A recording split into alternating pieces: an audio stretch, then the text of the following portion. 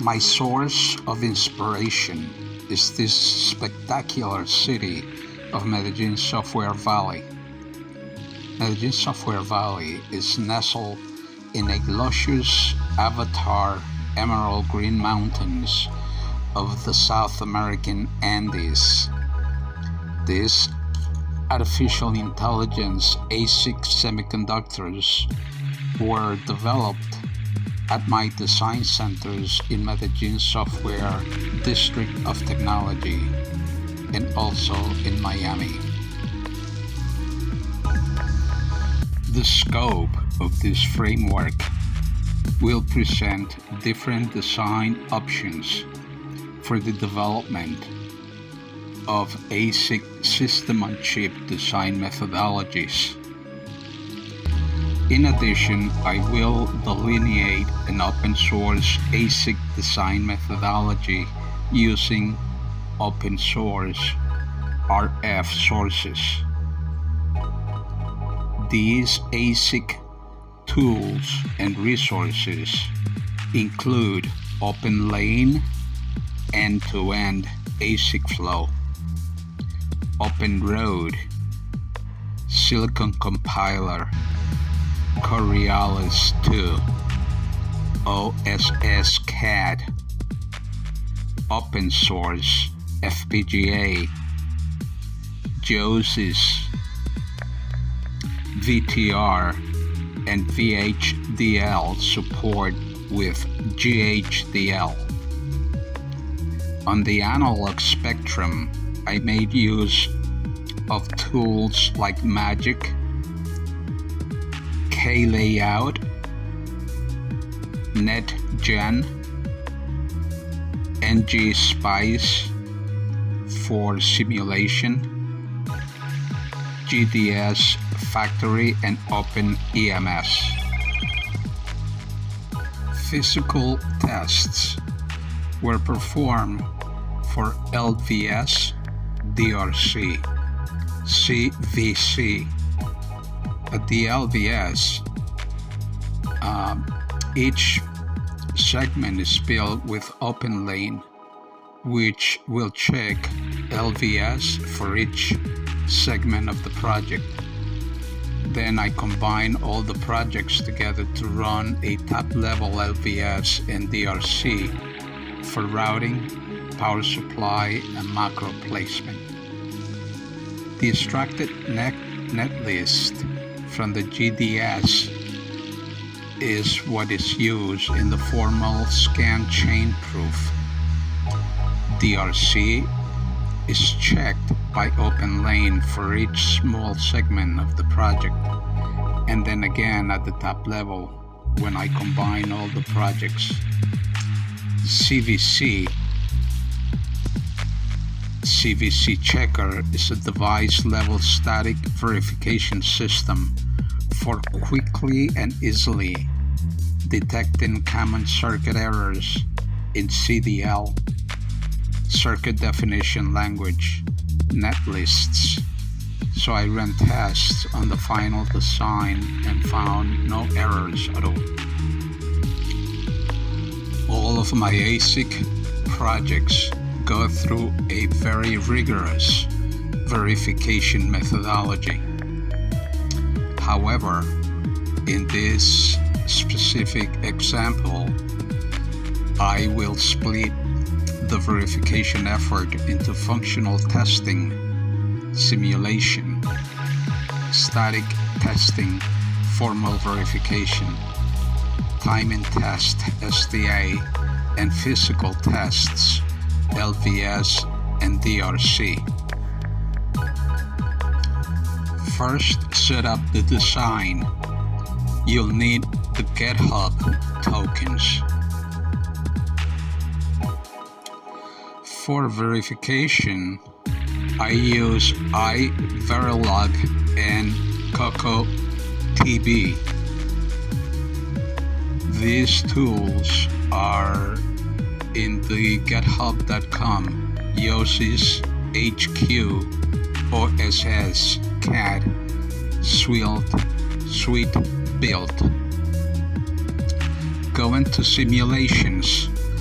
simulation of at the RTL and GL level, simulation of the whole chip with scan controller, external controller, logic analyzer, check weight state settings, and check clock divider settings.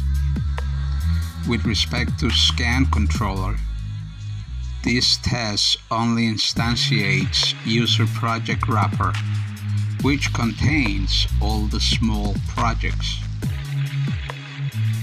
It doesn't simulate the rest of the ASIC. So continuing with the scan controller, then cd verilog /dv/scan_controller. Next line would be make test_scan_controller. At the gate level simulation requires scan_controller and user_project_wrapper to be rehardened to get the correct gate level netlists. Then you edit openlane_scan_controller over config.tcl and change num_designs to 498 to num_design 20. Make scan_controller and then make user_project_wrapper, then run the GL test, which will be under cd verilog /dv/scan_controller, then make test_scan_controller_GL. At this point, then run the GL test, that is cd verilog /dv/scan_controller and make test_scan_controller_GL.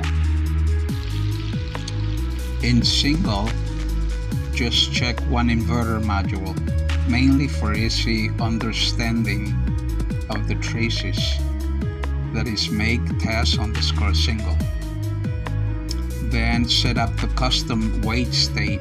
Just check one inverter module, set a custom weight state value with make test_weight_state. Then set clock divider. Test one inverter module with an automatically generated clock on input 0. Set the clock rate to half of the scan refresh rate with make test_clock_div. Then top level test setup. For all the top level tests, you will also need a RISC-V compiler to build the firmware. You will also need to install the management core for the Caravelle ASIC submission wrapper. This is done automatically by following the PDK install instructions. I also need to install the management core for the Caravelle ASIC submission wrapper. This is done automatically by following the PDK installation instructions. Top level tests. Internal control uses the scan controller instantiated inside the whole chip with cd verilog /dv/scan/controller_int. Make coco__ tests. The top level tests. External control uses external signals to control the scan chain, simulates the whole chip. Then the top level tests. To use logic analyzer control uses the RISC-V co-processor to drive the scan chain with firmware and simulates the entire chip. Then formal verification would be formal verification that each small project scan chain is correct, and the formal verification that the correct signals are passed through the 3 different scan chain control nodes. The RTL was successfully developed for this ASIC/FPGA system. After functional verification, we also synthesize the unit into a gate-level netlist. Then timing verification was performed to verify that the system on chip multi-core system meets timing requirements.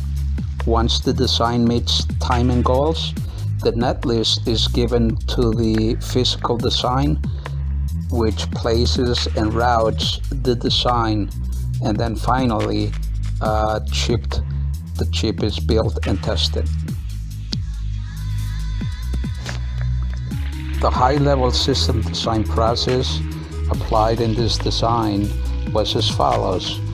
First, I identified the system requirements, followed by writing the preliminary specifications and parameters, thus developing a high level of algorithmic models in both C and C++ and also in VHDL. After that, I refined and tested the algorithms and determined the hardware and software partitioning at a system high level. Then I defined the interfaces and the software specifications were written and to develop the prototype of the software. The hardware-software co-simulation was also performed, and the hardware specification was developed with behavioral models for the system. The partition was developed with reference to macros. Several macros were developed, and the preliminary specification was written for those specific macros.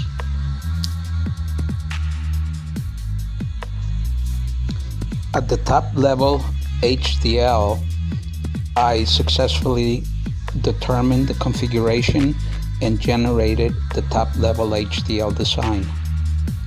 In parallel, I completed and generated synthesis scripts, synthesized with reference to the library, provided scan insertion, ATPG fault simulation, and also perform the final timing and power analysis. Also in parallel, provided functional verification with a reference simulator, developed and ran multiple test configurations, and measure test coverage.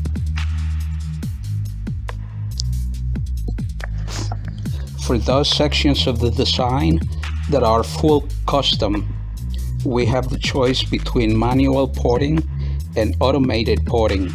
Under certain circumstances, automatic porting tools such as Gigantic, Dream can be effective.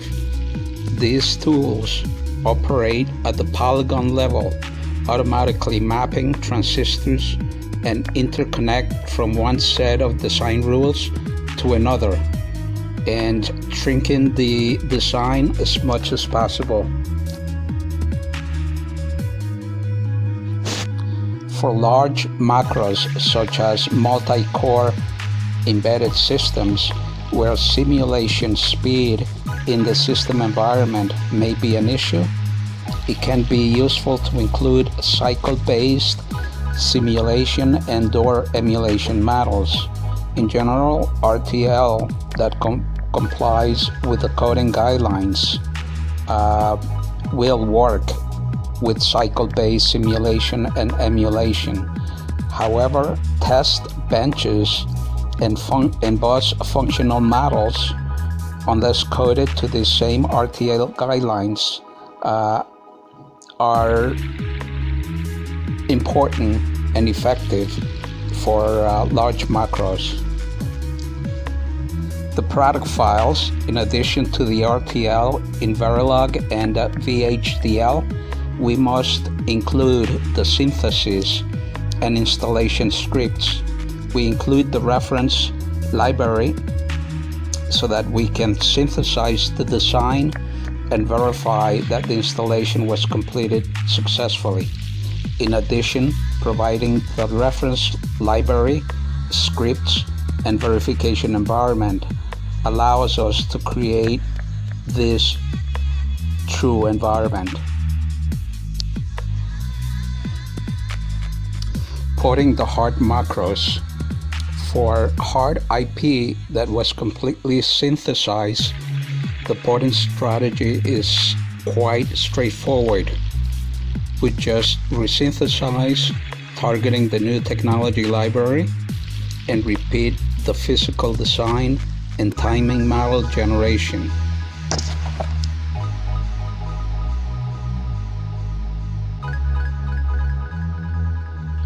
Verification files. The entire verification environment, including any bus functional models, bus monitors, or other models, and some set of verification test cases are included with this design. The integrator then develops a test suite to verify the functionality of the macros. So the bus functional models used to develop and verify the macro can be used by the integrator to create a test bench environment for the system on chip unit.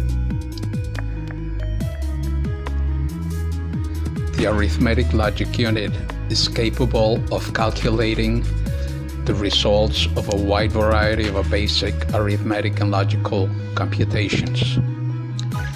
The arithmetic logic unit takes as input the data to be operated on call operands and a code from the control unit indicating which operation to perform. The output is the result of the computation. So the ALU, the arithmetic logic unit, will perform the following operations. The arithmetic operations, that is addition, subtraction, increment, decrement, transfer, logic operations such as AND, NOT, OR, NAND, NOR, exclusive OR, and also exclusive NOR.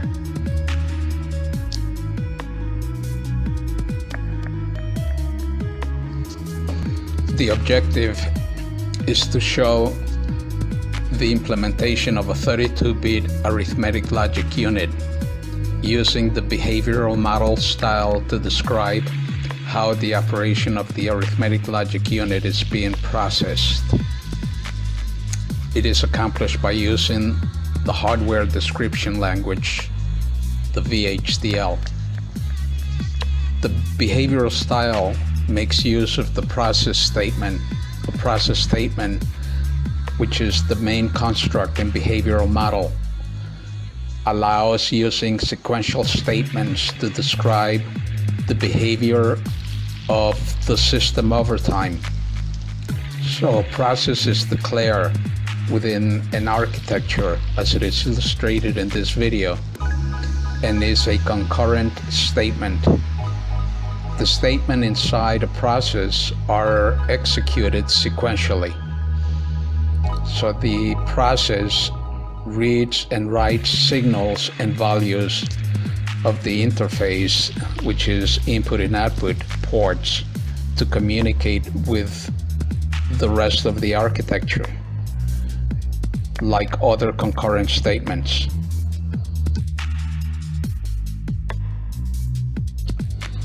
As I have illustrated and shown in this video of the arithmetic logic unit, I have used several constructs to model the VHDL process statement. Also, I have used the when statement.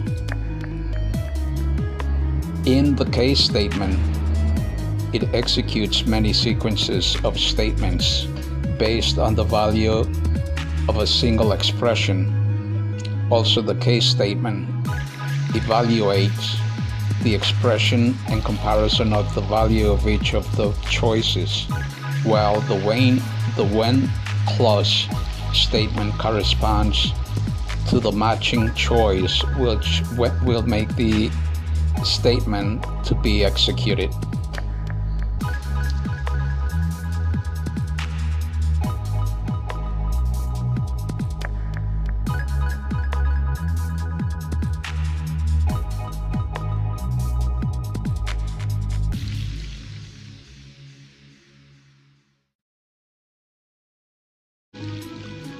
Part of the ASIC system on chip SoC design methodology is the functional verification and the manufacturing test verification. Therefore, my objective is to illustrate the SoC verification paradigm from a conventional verification process and universal verification methodology, UVM. Split transactors. So the objective is to move as much of the UVM test bench code onto the accelerator or the emulator box in order to speed up simulation. This means splitting each transactor, that is the UVM driver or monitor, into two parts: a lightweight proxy or a wrapper that continues to run on the host, and a synthesizable part, which is the BFM or bus functional model, that runs on the box and wiggles the pins of the device under test, the DUT. So in order to accomplish this task, the code has to be structured into two separate domains: an untimed HVL domain that contains the UVM environment or verification environment, and which must not contain any delays or clocks; an HDL domain that instantiates the DUT, the device on the test, and the synthesizable parts of the transactors can be run entirely within the box. The synthesizable test harness contains code to generate the clock and the reset, and the code to instantiate the bus functional models, the BFM. So the pin level interface and the DUT.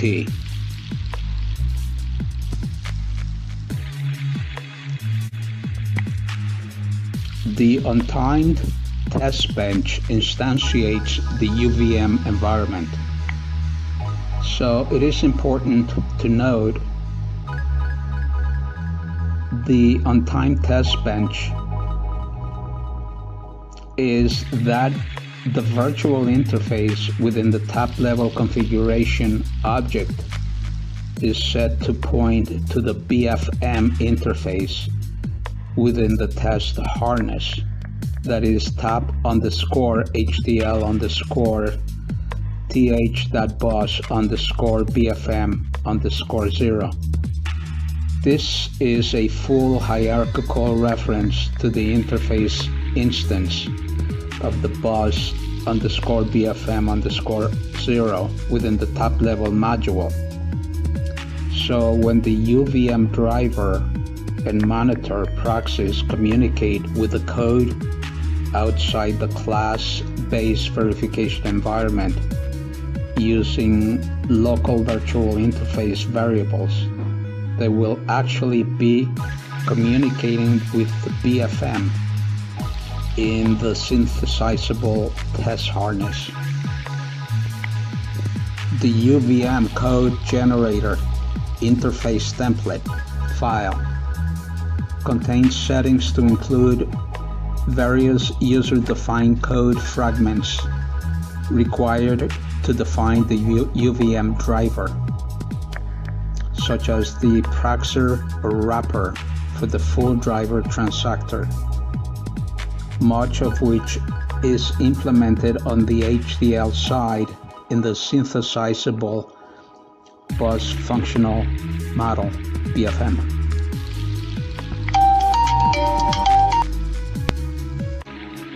Now I will talk about the test plan creation in the universal verification model. The tests are applied to the DUT and fed to the signal generator to generate the input to the bus functional model, that is the BFM, in order to drive it to the DUT, device under test. The input monitor collects the status from the BFM, the bus functional model, to the DUT, and the output monitor collects the response out of the DUT, as it is illustrated in the system block diagrams of this presentation.